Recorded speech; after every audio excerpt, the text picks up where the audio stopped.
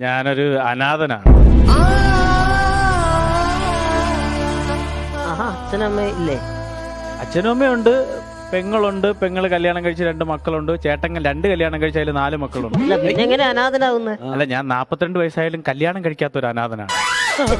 Single പസംഗ. സ്നേഹിക്കുന്ന പെണ്ണിന്റെ ആദ്യത്തെ അക്ഷരം ഞാൻ സ്റ്റാച്ചു അടിച്ചു വെക്കും. ടാറ്റു. ഇപ്പൊ ഇതാ അവസ്ഥ. എന്തത്? അത്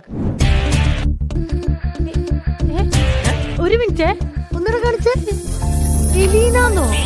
എന്ത് സംഭവം? അതായത് ഞാൻ ആദ്യമായിട്ട് സ്നേഹിച്ചത് എലിസബത്ത്, രണ്ടാമത്തെ ലെന, മൂന്നാമത്തെ ഇന്ദു, നാൻസി, അശ്വതി എല്ലാം കൂടി ചേർന്ന് ഇപ്പൊ ടാറ്റു അടിച്ചു വന്നപ്പോ എലീനെന്നാ.